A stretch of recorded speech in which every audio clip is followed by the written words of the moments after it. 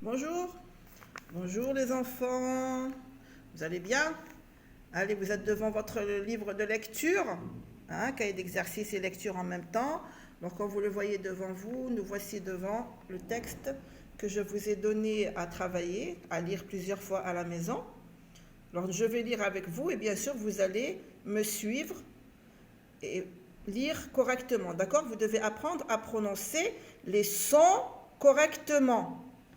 Alors le titre, on l'a déjà appris hier, Bienvenue Rabab. On sait aussi que Rabab, c'est le bébé qui vient de naître, la petite sœur de Sami, qui est née hier, et ils l'ont appelé Rabab.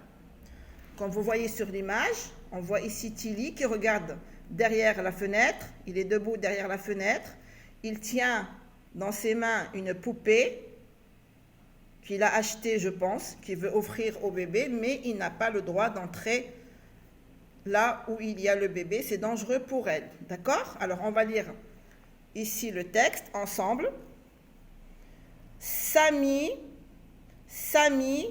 se penche sur le berceau. Sami se penche sur le berceau. Comme vous le voyez ici, le E se lit E, comme s'il y avait un accent. On ne met pas d'accent parce que nous avons derrière le E deux consonnes.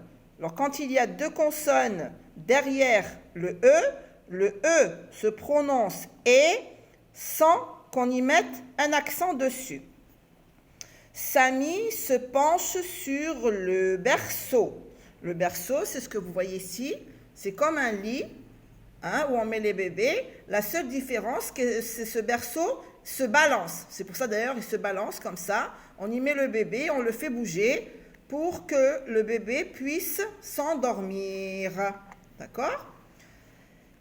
Il fait un sourire au bébé. Il fait un sourire au bébé. Alors quand je dis il, c'est Sami. Il remplace Sami, pronom personnel masculin singulier.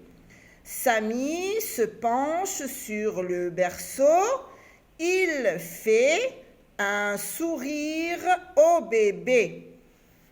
C'est Rabab. C'est Rabab, sa petite sœur. Sa petite sœur. Ça, adjectif possessif que l'on va bientôt travailler ensemble.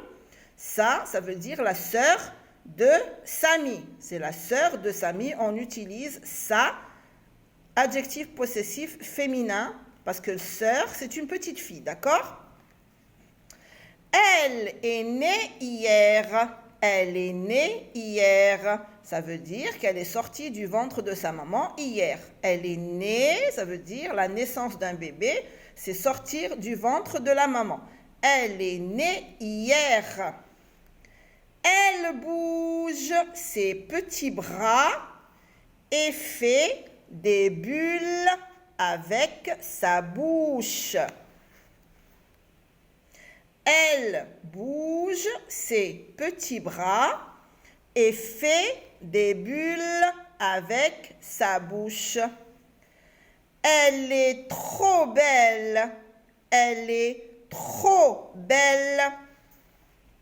Sami n'a pas encore le droit de la prendre dans ses bras. Sami n'a pas encore le droit de la prendre dans ses bras. Parce que c'est dangereux, Sami est encore un petit garçon et il risque de la faire tomber. Alors, il lui envoie un bisou du bout des doigts. Je vous ai montré ce matin et l'après-midi, d'accord? Qu'est-ce que ça veut dire envoyer un bisou du bout des doigts? Alors, il lui envoie un bisou du bout des doigts. Sami n'a pas dit la bonne nouvelle à Tilly. Samy n'a pas dit la bonne nouvelle à Tilly. Les animaux sont interdits. Alors là, on fait la liaison, sont interdits. On fait la liaison du T avec le 1 de interdit. Les animaux sont interdits à la maternité. À la maternité. Alors la maternité, c'est un endroit comme une grande, enfin c'est pas comme, c'est une grande chambre dans les hôpitaux où on dépose les bébés, tous les bébés qui sont nés le jour même ou alors le lendemain, on les met dans une maternité pour qu'ils se reposent et on laisse la maman également se reposer dans sa chambre. Et quand la maman veut donner le biberon au bébé, alors on lui ramène son bébé dans la chambre et elle lui donne son biberon et après, ils le remettent dans la maternité. Maternité vient du mot maman, comme maternelle. Maternité vient du mot maman. On reprend. Bienvenue Rabab. Bienvenue Rabab. Samy se penche sur le berceau. Il fait un sourire au bébé. C'est Rabab, sa petite sœur. Elle est née hier. Elle bouge ses petits bras et fait des bulles avec sa bouche.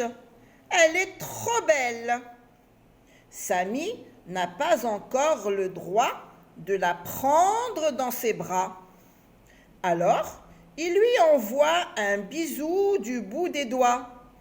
Samy n'a pas dit la bonne nouvelle à Tilly. Les animaux sont interdits à la maternité. Alors bien sûr, le texte à lire plusieurs fois. C'est comme ça qu'on apprend à lire correctement. Et faites attention quand vous prononcez les sons. D'accord les enfants? Allez, ça c'est la lecture. Et maintenant, je vais vous envoyer les exercices.